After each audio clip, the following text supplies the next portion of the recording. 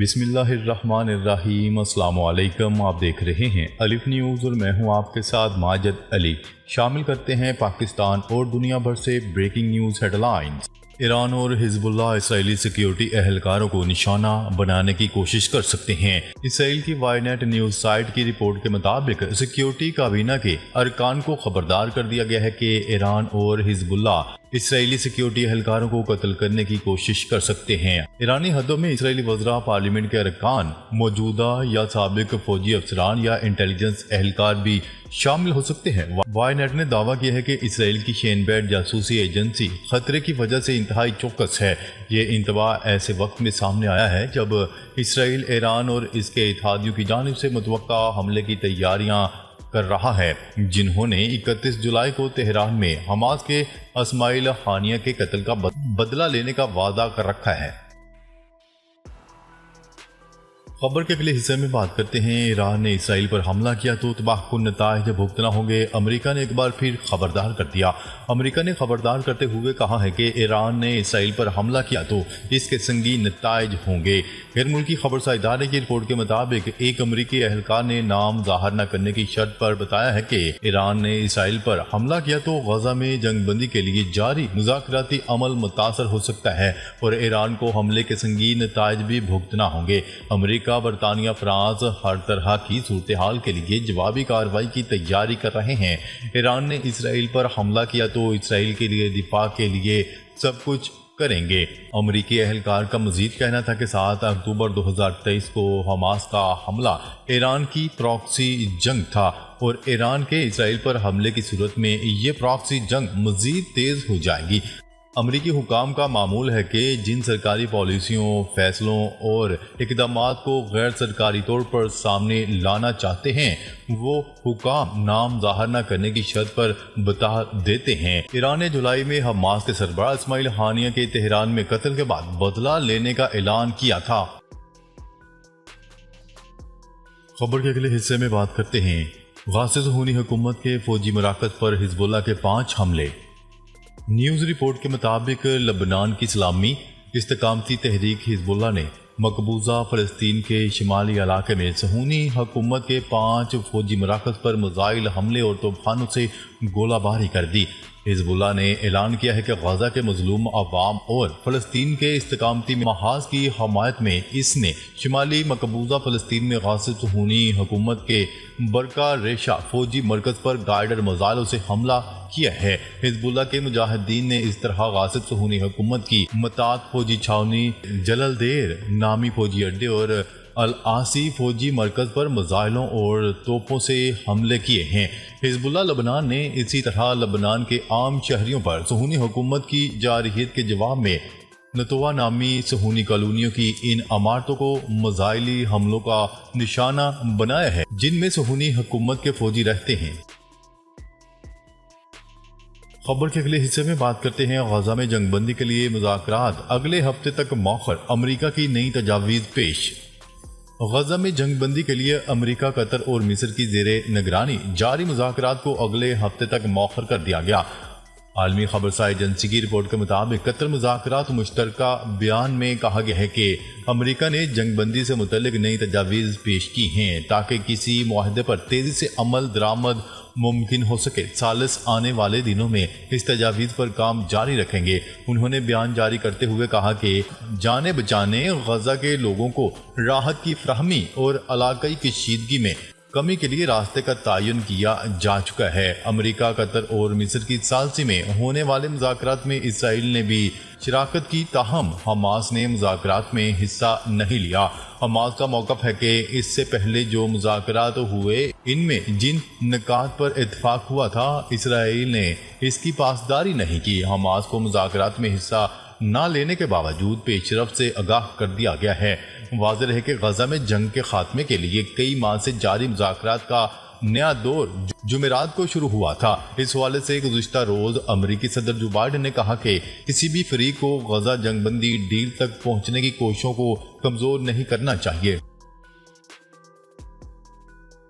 خبر کے اگلے حصے میں بات کرتے ہیں۔ غزہ جنگ بندی معاہدے کو نقصان نہ پہنچائے، امریکی صدر کی تنبیہ۔ امریکی صدر جو بائیڈن نے غزہ میں ممکنہ جنگ بندی معاہدے کے لیے مذاکرات میں شامل تمام فریقین کو خبردار کیا ہے کہ وہ کوششوں کو نقصان نہ پہنچائیں۔ غیر ملکی خبرساں ادارے کی رپورٹ کے مطابق مذاکرات کے تازہ ترین دور کے بعد صدر جو بائیڈن نے جنگ بندی کے معاہدے سے پہلے سے کہیں زیادہ قریب ہونے کا دعویٰ کیا۔ امریکی صدر جو بائیڈن نے یہ بھی اعلان کیا ہے کہ وہ وزیر خارجہ اینتھنی بلنکن کو اسرائیل بھیج رہے ہیں تاکہ اس معاہدے کو حتمی شکل دینے کے لیے کوششیں جاری رکھی جا سکیں۔ ان کا یہ بیان امریکہ، قطر اور مصر کے ایک مشترکہ بیان کے بعد سامنے آیا ہے، جس میں کہا گیا تھا کہ انہوں نے غزہ جنگ بندی اور یرغمالیوں کی رہائی کے معاہدے کی تجویز پیش کی ہے جو اسرائیل اور حماس کے درمیان خلا کو کم کرے گی۔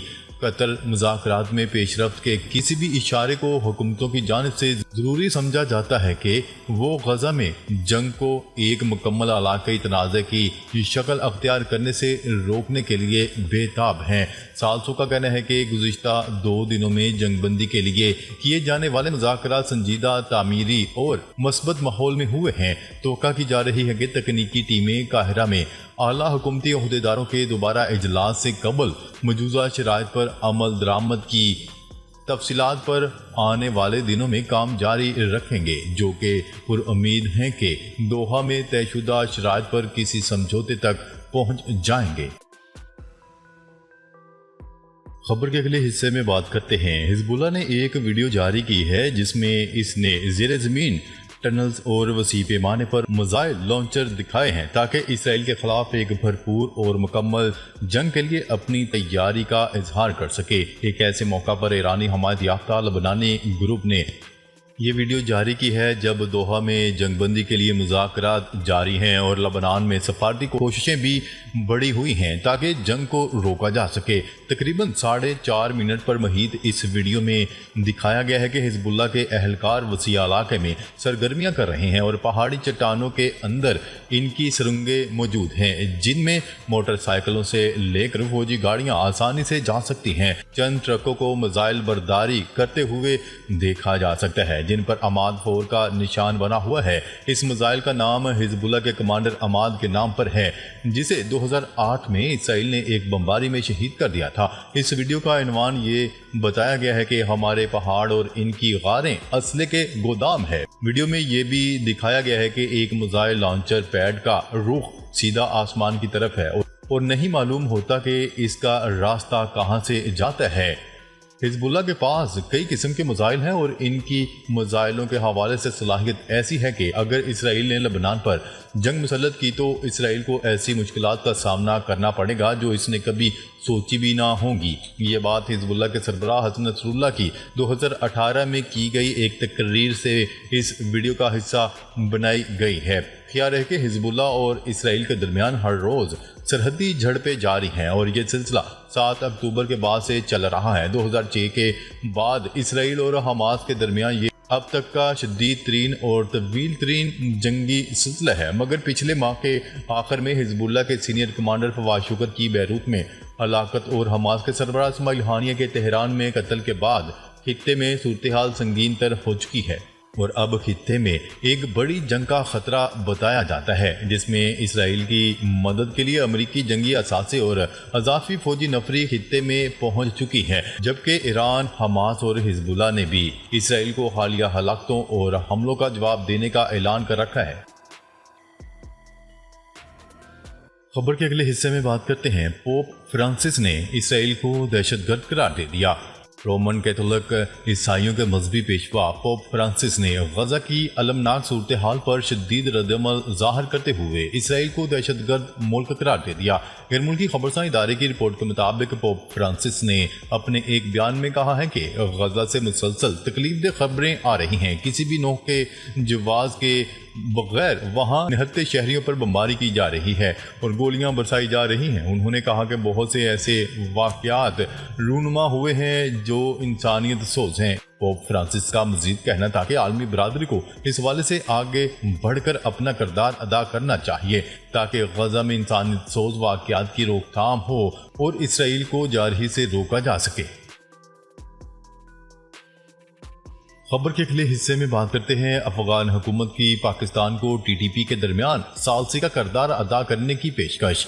برطانوی نشریاتی ادارے کو انٹرویو دیتے ہوئے افغان حکومت کے ترجمان ذبیح اللہ مجاہد کا کہنا ہے کہ پاکستان کے ساتھ اچھے تعلقات کے خواہاں ہیں، چاہتے ہیں کہ پاکستان کے ساتھ بھائی چارے کے تعلقات رکھیں۔ ترجمان افغان حکومت نے مزید کہا ہے کہ دونوں ممالک کے درمیان بہتر تعلقات ہماری اور پاکستان کی ضرورت ہے، کسی کو بھی افغانستان سے کسی دوسرے ملک میں جنگ کی اجازت نہیں دیتے، اگر پاکستان کے پاس کوئی معلومات ہیں تو شیئر کریں۔ ان کا مزید کہنا تھا کہ حکومت پاکستان چاہے تو پھر ہم بھائی چارے کے اصولوں پر اپنی کوششیں کریں گے، اگر پاکستان نہیں چاہتا تو مداخلت نہیں کر سکتے۔ ناظرین، اب تک کے لیے اتنا ہی، مزید خبریں لے کر بہت جلد آپ کی خدمت میں حاضر ہوں گے، تب تک کے لیے اپنا خیال رکھیے گا۔ اللہ نگہبان۔